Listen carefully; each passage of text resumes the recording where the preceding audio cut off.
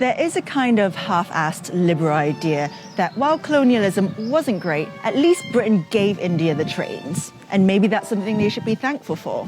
After all, trains are pretty useful, especially in the 7th largest country on Earth. So, colonialism, maybe not all that bad? Unfortunately, Britain also stole $45 trillion from India, all the while exploiting religious divisions between the Hindu and Muslim communities and further turning them against each other.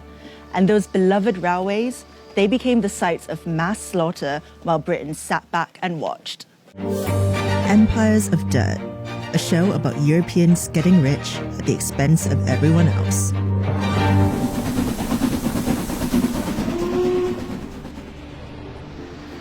Britain first got involved in India through the East India Company, which had its headquarters right here on Leadenhall Street. A private company owned by London stockholders, the East India Company grew over the next 300 years to become a quasi-governmental body with its own army and laws responsible for trading spices, cotton, silk, and tea all over the world. By 1858, ownership of the East India Company had been transferred to Queen Victoria after the failed Indian Rebellion. Trains were the brainchild of British engineers. The East India Company would use railways to transport exploited resources like cotton and coal more efficiently around India. And it worked. Between 1853 and 1924, a railway network was created to help Britain extract from India relentlessly. And it's not like we gave India the railways either, by the way. We made India pay for them, and we ripped them off in the process. Despite Indian mechanics having their own efficient, cheap designs, Britain made India buy trains from them. Between 1854 and 1947, over 14,000 locomotives were imported from the UK to India. Initially, Indians weren't even allowed to work on the trains. They were staffed entirely by white people, from the board directors to the ticket collectors.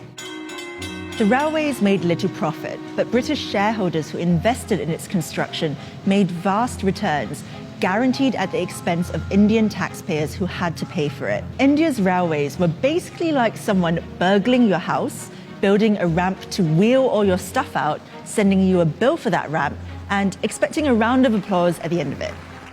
Now that the railways were built, Britain could get down to the task at hand, squeezing India for every last ounce of profit. They were really good at it. In the 1600s, when the East India Company was established, Britain accounted for less than 2% of the world's GDP, while India accounted for almost a quarter of it. By the 18th century, Britain had become one of the most powerful empires in the world, while the prosperity of the Mughal Empire was fading fast. Britain relentlessly squeezed India for every last bit of resource for its own uses. In 1943, up to 4 million Bengalis starved to death, partly because their food was diverted towards British soldiers during World War II. Winston Churchill said the famine was their own fault for breeding like rabbits. After it was no longer profitable to remain in India, and after receiving huge pressure from the Indian independence movement, the British finally left in 1947.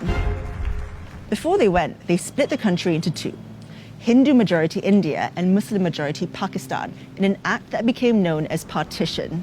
But in their haste to get out of the country, British diplomats arranged a shoddy partition agreement that ignored the fact there would be inter-religious conflict. Cyril Radcliffe, the British lawyer assigned to draw the borders of Pakistan and India, was given 40 days to do it. After partition, millions of Muslims trekked to Pakistan and what is now known as Bangladesh, while Indians and Sikhs headed the other way. Violence between Pakistan and India ensued. Within a year of the British leaving, 15 million people were displaced, and between 1 and 2 million people were dead. Trains became the sites for mass murder during the migration. Trains filled with refugees crossing the border on each side were stopped, and everyone on board was murdered. Women were captured and raped. Carriages were set on fire with petrol, with people still inside. The only ones spared were the drivers, so they could transport their trains full of dead bodies to the final destination. The British knew about the train massacres, but they'd already washed their hands clean of India. Prime Minister Clement Attlee, writing to Lord Mountbatten, the last Viceroy of India in 1947, said, "Keep India united if you can. If not, save something from the wreck. In any case, get Britain out." Despite all this, the 4 million starved to death, the careless partition, the $45 trillion they stole from the Indian people, many don't think that the British did anything wrong in India. A YouGov poll in 2014 found that 59% of respondents thought the British Empire was something to be proud of, and only 19% were ashamed of its misdeeds. Trains, cricket, empire. What could possibly be wrong with that?